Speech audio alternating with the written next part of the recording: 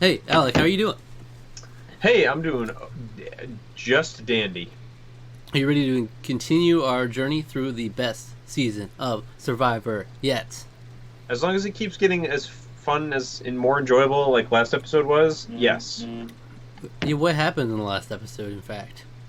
So in the last episode, they had a food challenge, which was a lot of fun. Um, and honestly, that's all I remember. I literally don't remember anything. I don't really remember much besides that. But like I just remember the general vibe of the show was like I'm having a little bit more fun finally because Yeah. we're not talking about Ted and Gandia, and I think Which it was has to kind do of with Ganya being ousted for... yeah, which is kind of depressing when you think about it. So there's still that like the tinge of like Wait, is that what it's happened in the still- last episode? Did Ganya get voted out last episode? was it might have been the last episode. No, wasn't it the episode before that? She got voted out. I don't Pretty sure know. it was the episode before. Wow, 'Cause we're look, great at our jobs. I was just editing episode 3, so now I'm like, that's all I can think about is that was that was when the actual incident happened. So now I can't remember anything after it. Wow, we're amazing at this. Yeah, because didn't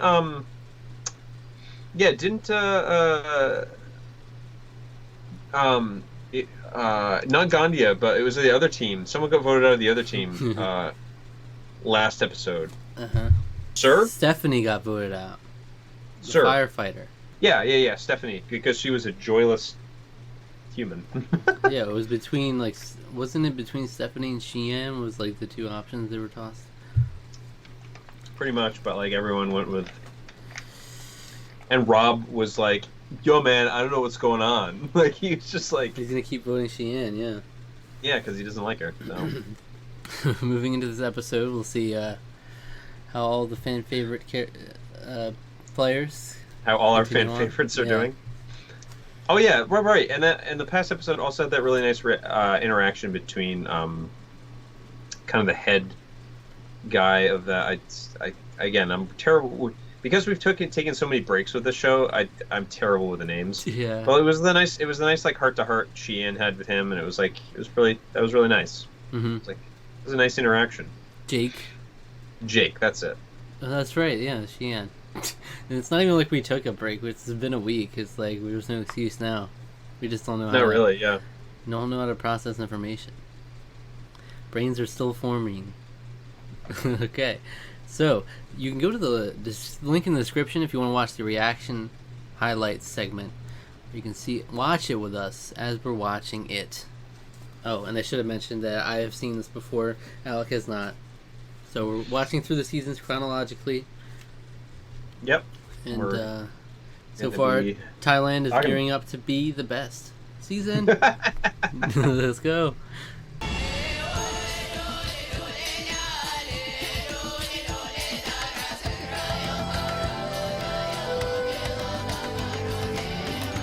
All right. So, Robb Zabatnik, I believe his last name is. Zabatnik, Yeah. Robb the Beatnik. Yeah, I actually watched an interview that they did with him, that one of the Survivor podcasts did with them this year. So it's like years later.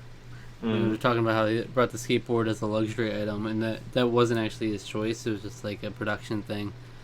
Oh, really? It was like he wanted to bring something else, something a lot more practical, but they were like, no, someone else is bringing that already.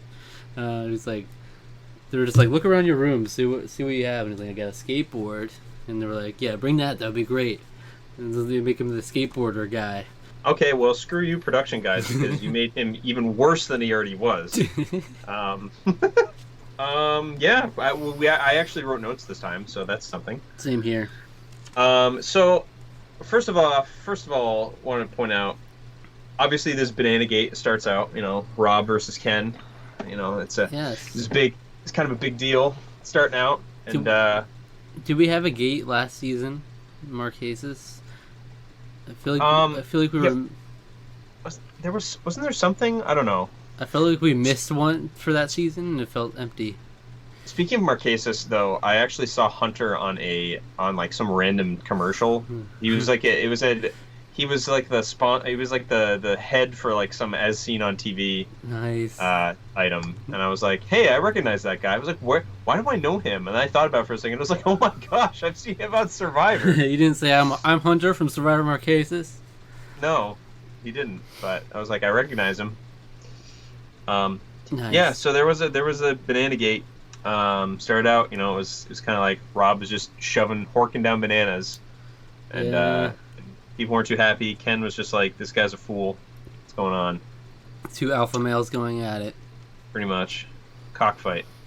Ooh. But it was followed up by a great reward challenge. It was filmed. It was filmed really well, I thought. It was just exciting because it was like a basket catching one.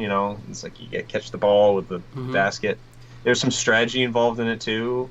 Yeah, it's a lot like the more straightforward, the better for these kinds of challenges. It's not like here are these technical rules. If you're in the attack zone, you can only strangle when you're in the attack zone. Yeah, what happened earlier? You can only strangle and claw out the eyes of your opponent. You're dead now. You can't interfere with these living pirates. Yeah, but it's like no, you catch the thing, you get a point. Yeah. And but there's a little strategy because you want to pair up the people against the stronger opponents. So they matched. They put Ted in where Robb was doing it because Robb was kind of killing it on that challenge. Yeah. So they put Ted in to basically block him, and it worked really well for them. So yeah, but then they sort of came back and they tied it 4-4, but then they clinched it out. Old Ken got the last one, and they ended up winning. They had a really nice reward, a lot of food, beautiful dancers. They were gorgeous women. That was all I kind of wrote about that. Beautiful dancers. Yeah. So in this episode, there was a lot of focus on the boat still, on not Sukjai, but the other one. I thought it was Sukjai. Oh, was Chewie Chewie, yeah. Oh yeah, it was Chewie, yeah. A lot of focus on the boat still. There's a lot of weird shots where they look like they were going to show the boat. It happened more than once. Where it looked like they were going to show the boat, and then they didn't show the boat. It was like panning over the island, and then it just like cut. Yeah, nothing. Nothing and then stood out, at least. And then the one where they panned over the island to make it look like they were going to show the boat, and they might have, but you couldn't see anything. Yeah. It was really weird. So then, the bat funeral. There's also another thing I wrote. This is literally just there to show, oh, Jan's such a sweetheart. Is going crazy. Yeah, but she was crying the first episode, remember that? Oh, yeah! She was like, she had to pick the tribe. Remember, Jan's emotional. Yeah. Remember, guys. Remember that. Just so you know, Jan is here. She's doing things, just maybe not the most strategic things.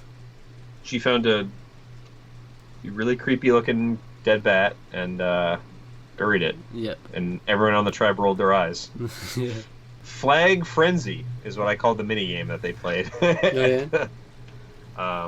Really, it shouldn't be called Flag Frenzy. It should be called called something about counting or raise the numbers. I don't know. They played a flag counting game basically. So they had to. You could only pick 1, 2, or 3 flags, and you had to all the way down from 20 flags. You had to kind of make sure that you picked up the last one.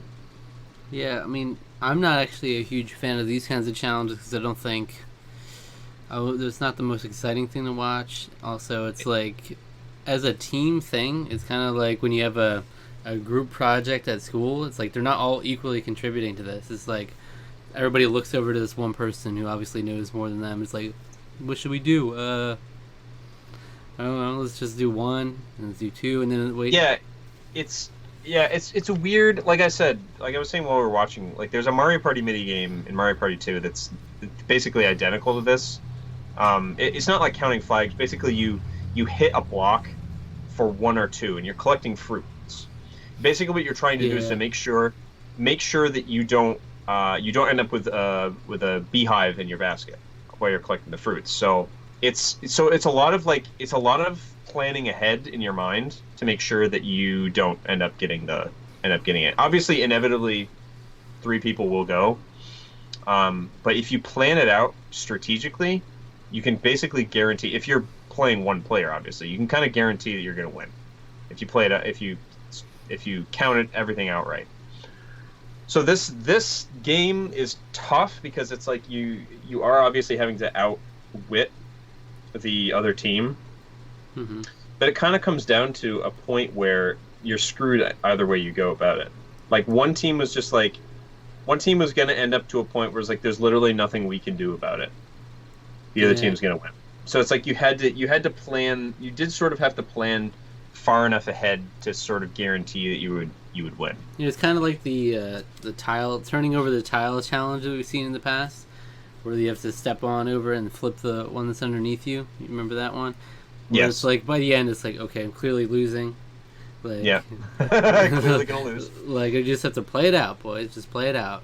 Except it's kind of the opposite. The decisions towards the ends are the more important, as opposed to like decisions in the beginning of the like the tile one. Then you see the effects of it. Yeah, the middle. We'll see the thing about the flag counting is that it obviously the ones in the end are the most important, but that then extends into the early ones a little bit because you want to be thinking like long term. Okay. So you want to almost guess what the other team is going to do, and then you have to sort of react to what they're doing, but not overreact, because what Sukjai did is they basically overreacted and were like, all right, we'll pick up 3, and it's like, well, you guys just sealed your fate right there, pretty much. Yeah, it's not a directly like if they do 1, we'll do 2. If they do 2, we'll do 3. It's like you have to actually keep in effect how close you are to that last stretch. To the last one, yeah, exactly. Yeah, so... But yeah, it's like there's so much variance in these Survivor challenges. It's like from one to the next. It's like, do you have the flag counting skills? Oh, I never knew I would have to be tested on this in Survivor. At the very least, one thing you could say, I mean, there's variety. You can't knock it for variety, so there's definitely a lot of that. You never know what's going to be, yeah. So the next thing, Sukjai licking their wounds goes back, and we got Robb the Sob story. He was pouring his heart out, man. Leaving it all out there for him. Poured his heart out and was just like, it was like the Robb redemption arc, like you said. Yeah, it's like, man. He was stealing bananas and pissing everyone off, and then all of a sudden he comes back and everyone loves him. He's like, I found a higher value from this experience. Because when Ken just had a heart-to-heart with him, they found some bats in a cave. They squashed their beef together. They squashed their beef. They put their beef together. And they hash it out, and and so Robb just came into his own as like a hero. He's the hero that we didn't deserve. And the hero that literally no one wanted. See, I would have liked to hear a little bit more of the thought process with voting Robb out. I guess at this point he's overstayed his welcome, so they could just vote him out because of his annoying. Well, before he was a challenge, like something for challenges, and they're all assuming the merger's coming soon, so it's like we don't really need to win these challenges anymore. Yeah, so I'm kind of wondering about that too, because like I think in editing they made this more, because like Robb's been kind of on the outs.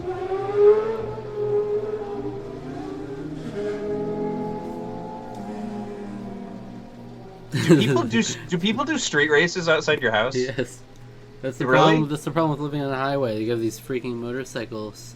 Because that literally, it literally sounded like it's like a biker gang, like Fast and Furious going on out there. Like, what's happening? You're flying.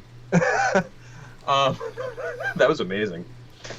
But yeah, it seemed like to me that it was almost like in editing they wanted. I mean, obviously it happened at this period of time, so it worked out really well. But it almost felt that Robb's been on the outs for a long time. Nobody really likes him. He's not really a likable person that we've been showing. So like, here's Robb's like positive redemptive thing, because he's going out this week. He kind of got like a little bit more back in the graces of his group. And we'll send him out on a positive note, kind of thing. Mm-hmm. They sort of played that up a little bit, I think, and that's fine. Because it is, as much as I love to rag on Robb, as much as I kind of hated the fact that it did that, there is an aspect of it that I liked, because they're having having a redemption story like that in a way, of having someone like, wow, now that I'm thinking about things a little bit differently, it's like maybe I should have shut up more. Yeah, it's not like a full redemption story for the whole season. It's like a self-contained episode redemption story where you saw in the beginning where he was the bad Robb, and at the end, this wise Robb. And, the sage who made everybody realize, enlightened Robb, who made everyone see the power of one. That's what this name of the episode is, and I guess that's what that's about. They're going for, yeah. Buddhism. Except they then voted him out, so I guess it didn't really matter that much in the end. It would have been interesting to see that theme play out long term if he stayed for most of the season. I doubt he would have stayed super zen as he was at the end there. Yeah, I mean, he was just super abrasive basically from day one. So it's like the writing's been on the wall for a while. The writing's on the wall for a long time for him. So that's pretty much the episode right there. I did most of the talking. Yeah. Do you have anything that I didn't point out in the notes? No, you worked through most of it. I mean, the only notable strategy going on that we've really seen, there's not much concrete strategy aside from the Ted and Brian alliance is the only thing they showed.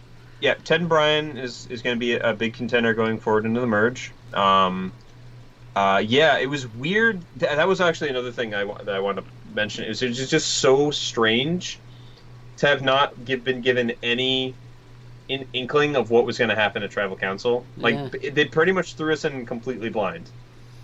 Yeah, I mean, I guess the seeds were there from the beginning of the fact that Robb was rubbing people the wrong way, but... Yeah, but I mean, but they almost tried to, because again, in the editing, it was Robb's redemption in this episode. Maybe they would side with him for the first time.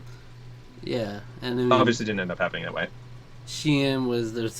She clearly is aware that there's some sort of division. She's on the outs a bit as well. She's been on the outs in a way for a while. It's just kind of Robb is there to kind of take the attention. Yeah. So the merge is going to be really important for her. She might be able to benefit from it a lot.